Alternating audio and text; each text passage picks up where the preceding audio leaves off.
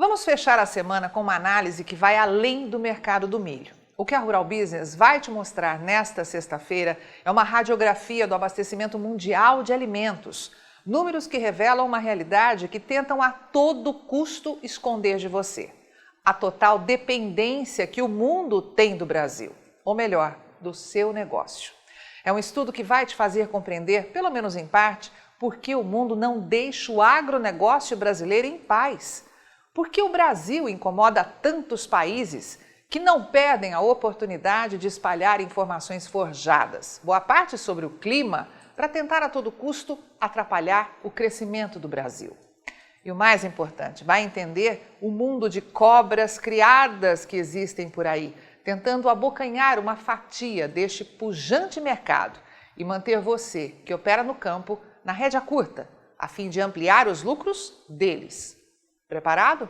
Então vamos lá. Seja muito bem-vindo à Rural Business, única agência independente, provedora de informações estratégicas para o agronegócio do mundo. Aqui não existe interferência de compradores ou vendedores em nosso conteúdo. Rural Business, o amanhã do agronegócio, hoje. Com a palavra, Tânia Tosi, analista-chefe e estrategista aqui da Rural Business, responsável por esta análise. O Brasil ruma para emplacar o 23º recorde consecutivo de consumo de milho. Segundo o Departamento de Agricultura dos Estados Unidos, que é a autoridade máxima no mundo quando o assunto é projeção para o agronegócio, mais conhecido pela sigla USDA, somente o mercado interno brasileiro deve demandar 73 milhões de toneladas na atual temporada 2021-22. E para que possa entender o peso dessa informação, este é um volume tão, mas tão grande que apenas 2 países no mundo, além do próprio Brasil, conseguem produzir: Estados Unidos e China. Nem mesmo a União Europeia, que é um bloco de países, tem produção suficiente de milho para cobrir o consumo brasileiro. E isso tem um porquê. Nesses 23 anos, e aí estamos falando de 1999 até agora, o Brasil se transformou numa potência mundial na produção, consumo e fornecimento de proteína animal. E é aí que está a chave desse cofre. Uma investigação feita pela equipe de grãos aqui da Rural Business confirma que em 1999, quando teve início esse boom de crescimento no consumo de milho, o Brasil respondia por apenas 8% da produção global de carne bovina, suína e de frango, como demonstrado pela última torre amarela à direita no gráfico. Desde então, registrou aumento de nada mais que 52% e já comanda 11% deste mercado. Veja que este aumento foi 3 vezes superior ao da China, que conseguiu ampliar sua participação em apenas 1 ponto percentual, respondendo hoje por 27% da produção mundial de carnes. Fora isso, o Brasil desbancou 2 gigantes, os Estados Unidos, que viram sua participação cair de 20% para 17%, e a União Europeia, que perdeu ainda mais, 5 pontos percentuais ao todo, respondendo hoje por apenas 15% da produção global dessas commodities, contra 20% de anos atrás. Se apenas a produção tivesse aumentado, tudo bem. Só que ao mesmo tempo em que a produção de proteína animal aumentou, demandando cada vez mais milho, o consumo interno e as exportações dispararam. E é isso que você, produtor que opera no campo, precisa estar consciente. Não existe queda de demanda. A indústria tenta a todo custo espalhar essa inverdade na velha mídia em sites gratuitos e deixar que as redes sociais se incumbam do resto. Só que a realidade dos fatos é muito diferente. Por mais que a produção cresça, ela é insuficiente para atender uma demanda que aumenta em níveis assustadores. E quando a farinha é pouca, você sabe muito bem, né? Que é meu pirão primeiro. Com lucros exorbitantes no setor e vontade de pegar um naco cada vez maior desse mercado, vale tudo para segurar o consumo interno, mesmo que no grito, e assustar os produtores. Entende a lógica? Em 23 anos, o Brasil passou de um zero à esquerda a um expoente no comércio internacional de carnes. E isso só foi possível com altos investimentos, é fato, mas também segurando a expansão do consumo interno. Entre 1999 e este ano de 2022, e aí é óbvio que estamos falando de projeções, O Brasil conseguiu aumentar em 20% a sua produção de carne suína, bovina e de frango, o que é coisa pra caramba, não tenha dúvida, mas que ainda assim fica a anos-luz do que vamos te mostrar agora. Nesse mesmo intervalo, as exportações de carnes realizadas pelos frigoríficos que operam aqui no Brasil deram um salto de nada menos que 318%. Para facilitar, corresponde a 16 vezes mais que o registrado pelo consumo interno. O gráfico mostra que deixamos de comandar 11% do comércio internacional para abocanhar 23% deste mercado, nos transformando nos maiores exportadores de proteína animal do planeta, desbancando a poderosa indústria americana e europeia. A conquista de novos mercados amarrou o crescimento dos Estados Unidos, país que 23 anos atrás dominava 1/3 do comércio internacional de carnes e hoje comanda apenas 21%. Já a União Europeia viu sua participação recuar de 23% para 20%. E aí a gente precisa perguntar, seria por isso que o senhor Macron, a dona Greta e o senhor Leonardo DiCaprio e Companhia Limitada incomodam tanto o Brasil?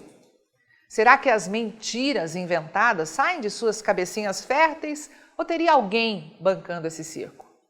Agora, imagine você, se com um aumento de 52% na produção, conseguimos quadruplicar as exportações de carnes e ainda ampliar em 20% o consumo interno de 1999 até agora, pense no que poderia acontecer se soltassem as rédeas e deixassem esse fazendão chamado Brasil trabalhar com tranquilidade.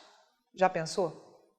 Ao investigar a informação de forma profissional, meu amigo, a gente encontra a resposta para um monte de questionamentos e fica fácil entender por que o agro brasileiro sofre pesados bombardeios, não fica?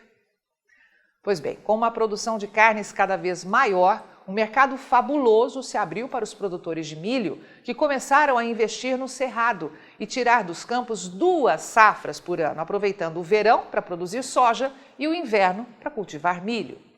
E o que antes era chamado de safrinha se transformou numa produção responsável por 78% da oferta anual de milho aqui do Brasil. E é aí que está mais um problema. Ninguém produz proteína animal sem milho e farelo. E o que fazer quando uma safrinha quebra e a produção de soja registra as maiores perdas da história, como acontece entre o ano passado e este? A seca que dizimou a produção brasileira de grãos não afetou apenas o seu bolso, mexeu no abastecimento de todo o mundo e ampliou a necessidade de usar o medo para controlar os preços e aumentar as chances de lucro. Por isso, a Rural Business trabalha com tanto afinco para te mostrar os reais fundamentos que comandam esses negócios, para abrir os seus olhos para uma realidade que o mercado faz de tudo para esconder. Pois quando o abastecimento aperta, a indústria firma o pé e vai buscar o que precisa no exterior. O varejo não abre mão das suas margens de lucro e os exportadores garantem seus compromissos, vendo cada dólar se transformar magicamente em quase R$5. E quem é que sobra?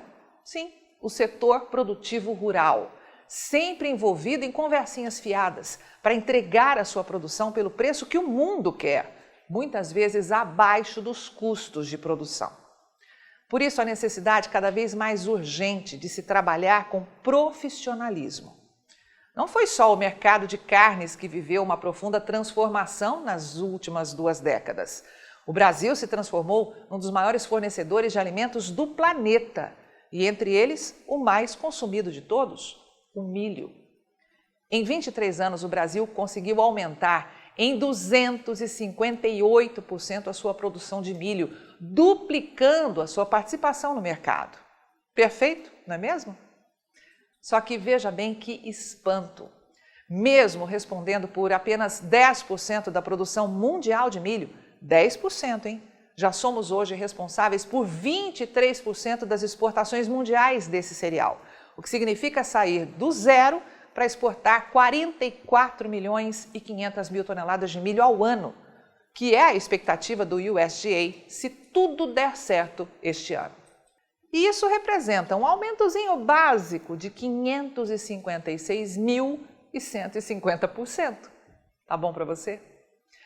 E qual é o resumo de toda essa ópera? Simples, as contas não fecham mais. E uma coisa que vem chamando a atenção aqui da Rural Business é que depois de um longo período patinando em decorrência da escassez de oferta, os embarques de milho ao exterior já começam a aumentar, e forte. Só que falta muito ainda para termos 100% de certeza que a safrinha conseguirá render todo o milho previsto. E este é o detalhe. Com base na média diária exportada nos primeiros 17 dias deste mês, podemos projetar que as exportações encostem na casa de 453 mil toneladas, ou até passem disso agora em abril, que seria o melhor resultado dos últimos 8 anos. E tudo com um dos maiores preços da história, $321 por tonelada. O que a Rural Business quer te mostrar com tudo isso é que a demanda entre mercado interno e externo vai ficar cada dia mais acirrada. E se o setor rural deste país não se profissionalizar a fim de conhecer a fundo os fundamentos e o peso que tem para alimentar o mundo, será atropelado. Portanto, fique alerta, pois quanto mais desesperados ficarem os compradores, mais perigoso será operar nesse mercado.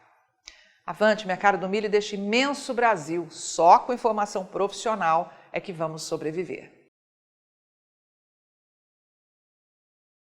Assine já uma das plataformas de informação da Rural Business e veja você também o Amanhã do Agronegócio hoje.